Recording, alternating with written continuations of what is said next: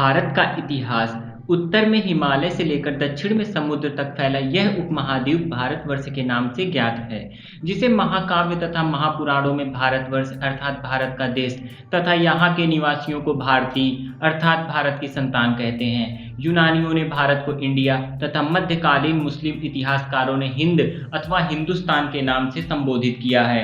भारतीय इतिहास को अध्ययन की सुविधा के अनुसार 3 भागों में बांटा गया है: प्राचीन भारत, मध्यकालीन भारत एवं आधुनिक भारत। प्राचीन भारत। प्राचीन भारतीय इतिहास के स्रोत।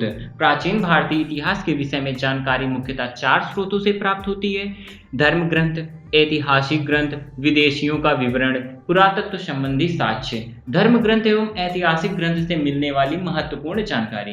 भारत का सर्वप्राचीन धर्म ग्रंथ वेद है, जिसके संकलनकर्ता महर्षि वेद व्यास को माना जाता है। वेद 4 हैं: ऋग्वेद, यजुर्वेद, सामवेद, अथर्ववेद।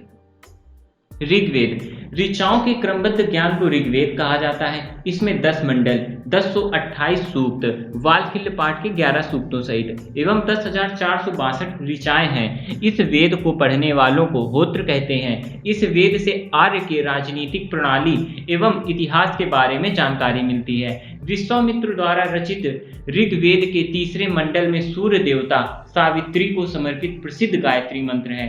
इसके 9वें मंडल में सोम का उल्लेख है। इसके 8वें मंडल की हस्तलिखित ऋचाओं को खिल कहा जाता है।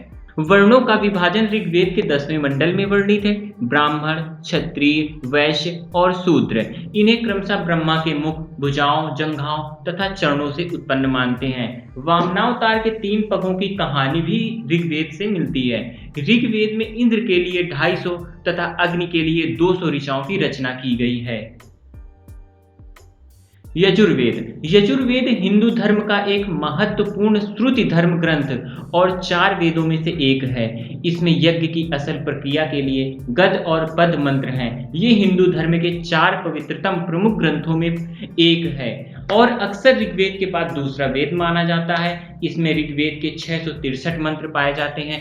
फिर भी इसे ऋग्वेद से अलग माना जाता है क्योंकि यजुर्वेद मुख्य रूप से एक गद्यात्मक ग्रंथ है। यज्ञ में कहे जाने वाले गद्यात्मक मंत्रों को यजुष कहा जाता है। यजुर्वेद के पदात्मक मंत्र ऋग्वेद या अथर्ववेद से लिए गए हैं। इनमें स्वतंत्र पदात्मक मंत्र बहुत कम है। यजुर्वेद में 2 शाखा हैं: दक्षिण भारत में प्रचलित कृष्ण यजुर्वेद और उत्तर भारत में प्रचलित शुक्ल यजुर्वेद शाखा। ऋग्वेद की रचना सप्त सिंधु क्षेत्र में हुई थी, वहीं यजुर्वेद की रचना कुरुक्षेत्र के प्रदेश में हुई। कुछ लोगों के मतानुसार इसकी रचना काल 1400 से 1000 ईसा पूर्व का माना जाता है।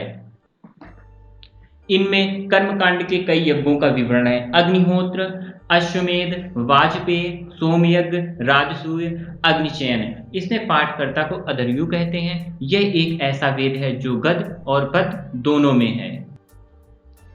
सामवेद। सामवेद में संकलित मंत्रों को देवताओं की स्तुति के समय गाया जाता था। सामवेद में कुल 1875 ऋचाएं हैं, जिनमें 75 से अतिरिक्त शेष ऋग्वेद से ली गई हैं। इन ऋचाओं का गान सोम यज्ञ के समय उद्गाता करते थे। सामवेद की 3 महत्वपूर्ण शाखाएं हैं: कौथमीय, जैमिनीय एवं राणायनीय शाखा।